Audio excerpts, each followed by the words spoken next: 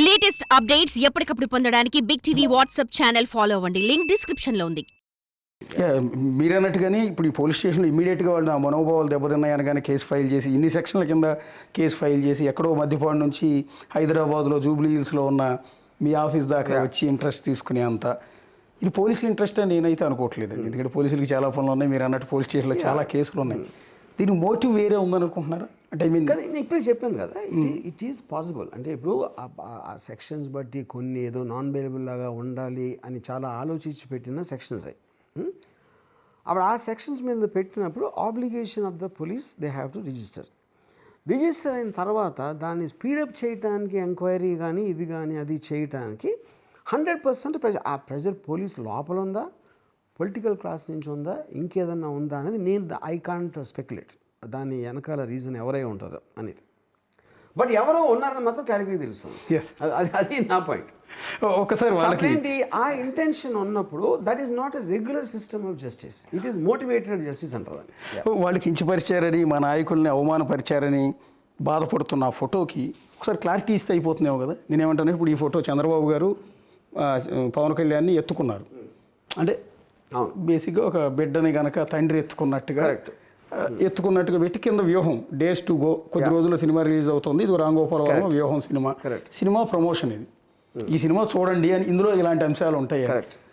ఇందులో దీనికి ఈ ఫోటో ఎందుకు పెట్టాల్సి వచ్చింది? ఇప్పుడు ఫస్ట్ ఆఫ్ ఆల్ ఈ ఫోటో నేను నాకు తెలియదు ఇది, అంటే నేను చూసాను అది. I remember seeing this picture. Okay, అది నాకు అంటే ఇప్పుడు నాకు వచ్చే వందల మీమ్స్లో వాటిలో ఇలాంటివి చాలా వస్తూ ఉంటాయి. ఓకే, అది దాని ఇంటెన్షన్ ఏంటి? ఆ టైంలో చాలా పాపులర్ నేరేటివ్ పవన్ కళ్యాణ్ చంద్రబాబు నాయుడు గారి దత్తపుత్రుడు అని అందరూ చెప్తూ ఉండేది. ఓకే, ఎవరైతే మీమ్ చేశారో ఆ కాంటెక్స్ట్లో చేసి ఉంటాడు అది. అంటే ఇప్పుడు కొడుకులాగా ఎత్తుకున్నారు అంటే దత్తపుత్రుడు అదే కదా. అన్నా కూడా తప్పు ఏముంటుంది నాకు డౌట్. అయితే నేను అదే చెప్తున్నాను ఇందాక, అదే మీకు ఎక్స్ప్రెస్ చేసింది. ఫైనల్గా తప్పు గిప్పు అనేది క్వశ్చన్ కాదు. తప్పు ఉందా అప్పుడు చెప్పాలి. ఎలా తప్పు అని చెప్పకుండా మీరు అన్ని వేలు రోజుకు వస్తూ ఉంటే ఇదే చూసి అది ఆయన ఎందుకు ఫీల్ అయ్యాడు అంటున్నాను. అంటే ఇది ఒకటే చూశాడు ఆయన, ఇంకా ఉన్నాయి. ఇది కూడా సేమ్ మీరే పోస్ట్ చేశారు, మీ ట్విట్టర్ అకౌంట్లో పోస్ట్ చేశారు. వ్యూహం Ram Gopal Varma 6 days to go. ఇందులో చంద్రబాబు గారు, లోకేష్, పవన్ కళ్యాణ్ ఉన్నారు. ముగ్గురు పోట్ల గిత్తల మాదిరిగా ముందుకు వస్తున్నట్టుగా అనిపిస్తుంది. అసలు నాకు గుర్తులేదండి ఆనెస్ట్గా. నేను ఆ ఫోటో చూసిన గుర్తుంది కానీ ఇది నాకు గుర్తులేదు. అంటే ఇది చూసిన తర్వాత మీకు చూసిన తర్వాత కూడా నాకు దీని కాంటెక్స్ట్ అర్థం కావట్లా. పోట్ల గిత్తలు అంటే ఎందుకు, అది ఎలా లింక్ అవుతుందో నాకు అర్థం కావట్లా. గిత్తల్లాగానే ఉన్నాయి కానీ దాంట్లో అంటే అది దత్తపుత్రుడు కాంటెస్ట్ చేసిందని అర్థమైంది. ఇది నా కాంటెస్ట్ అర్థం కావట్లా అంటున్నాను. ఇంకొకటి వాళ్ళు కంప్లైంట్లు ఇచ్చింది ఏంటంటే ముగ్గురిని లేడీస్ కింద పంజాబీ డ్రెస్సు అండ్ చీర, చంద్రబాబు గారికి చీర, పవన్ కళ్యాణ్ గారికి పంజాబీ డ్రెస్ అండ్ లోకేష్కి పంజాబీ డ్రెస్ చేసిన ఈ ఫోటో కూడా మెన్షన్ చేశారు ఎఫ్ఐఆర్ ఫైల్ అవటానికి. ఇది కూడా ఇందులో ఒక లెటర్ పట్టుకున్నారు పవన్ కళ్యాణ్. అంటే మగవాళ్ళకి ఆడవాళ్ళ డ్రెస్ వేస్తావా నువ్వు అనేది ఇక్కడ ఫిర్యాదు. నాకు ఇది కూడా నాకు గుర్తులేదండి, గుర్తులేదు. సో ఈ ప్రస్తుతానికి వీళ్ళు అబ్జెక్ట్ చేస్తున్నది అయితే ఈ ఫోటోలేండి. అంటే దాన్ని ఇది ఒకటి,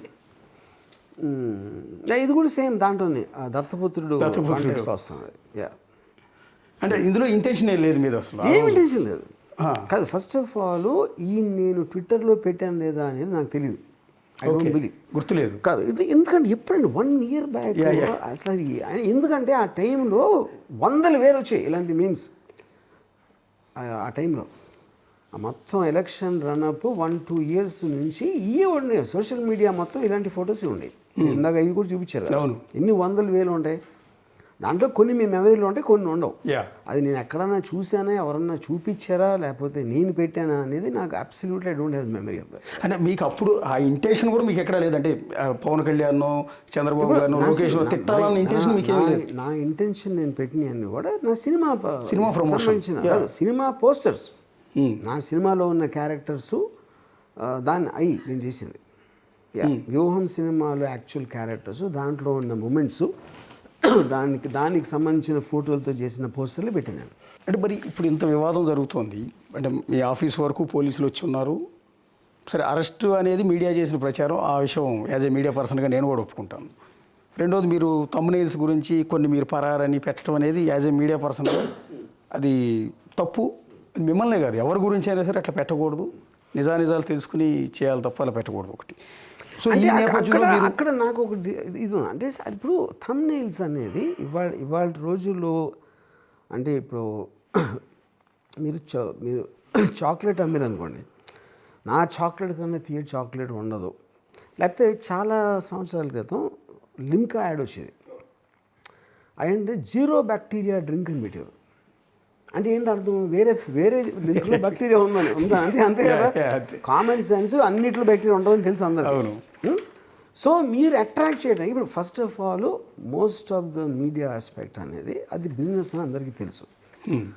వాళ్ళు వాచ్ టైం కోసం పెడతారు. వాచ్ టైం ఎప్పుడు వస్తారు, చాలా ఇంట్రెస్టింగ్ థంబ్నెయిల్, రామ్ గోపాల్ ఈడ్చుకెళ్తున్న పోలీసులు అంటే అంటే అని లేకపోతే జైలు రెడీ చేస్తున్నారంటే నాకు అంటే ఉన్న తలగడ తీసేస్తున్నారా లేకపోతే నా కోసం తలగడ పెడుతున్నారా అది కూడా నాకు క్లారిటీ లేదు.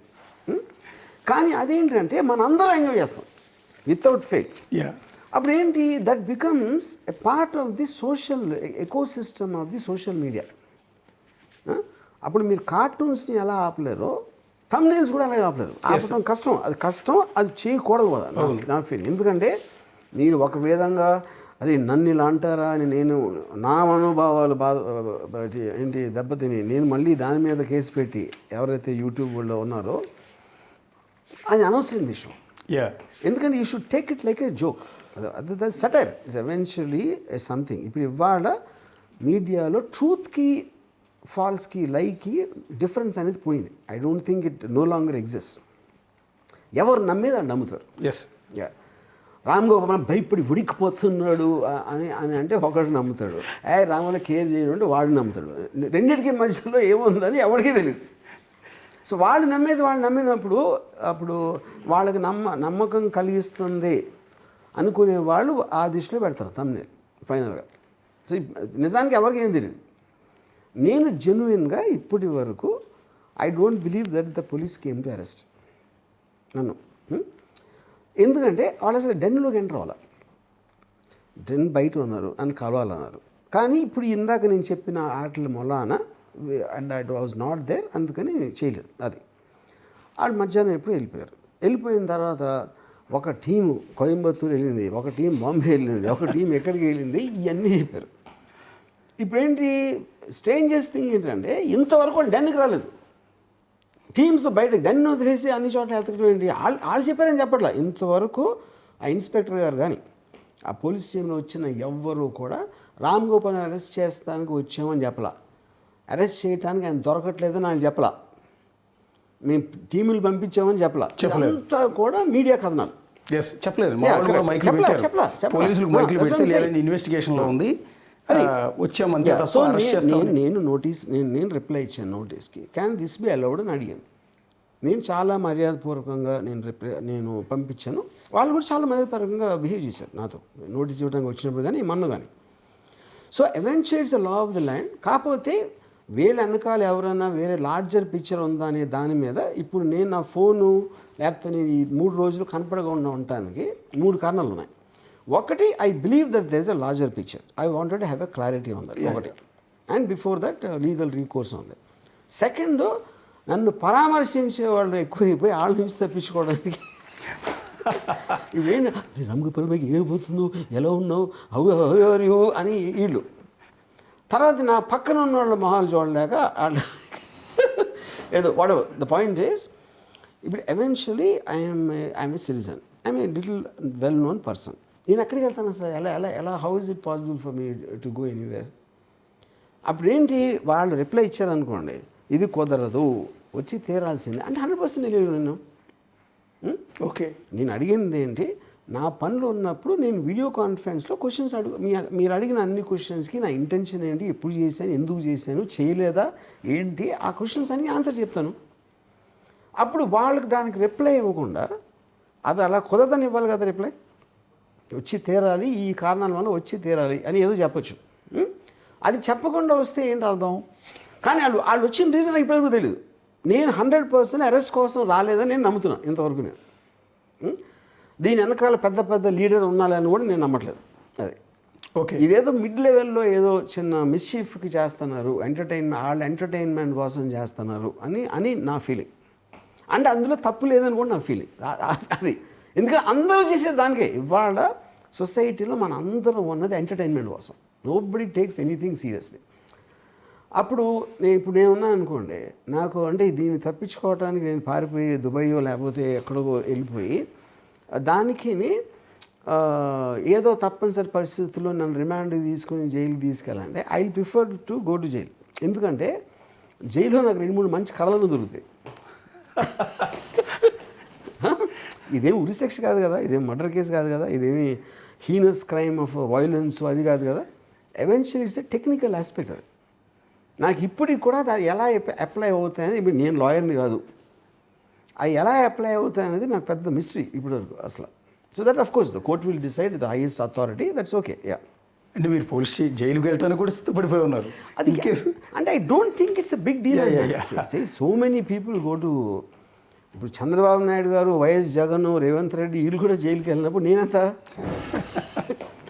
మీరు ఏ గ్రావిటీ కోసం ఏ కేసులో వెళ్ళారు అనేది పాయింట్, కానీ జైలుకి వెళ్ళటం పాయింట్ కాదు. అప్పుడేంటి, ఇలాంటి కేసులో కూడా నేను జైలుకి వెళ్ళే ఛాన్స్ వచ్చిందంటే అప్పుడు అసలు ఎలా ఉంది సిచ్యువేషన్ అనేది అందరికీ అర్థమవుతుంది. I will be very happy. జైల్లో కూడా మంచి కథలు దొరుకుతాయి. అదొకటి. ఇంకోటి, దీని వలన దీనికి కూడా జైల్లో పెట్టచ్చు అనేది ఒక అవేర్నెస్ వస్తుంది అందరికి. For more videos like this, subscribe Big TV channel.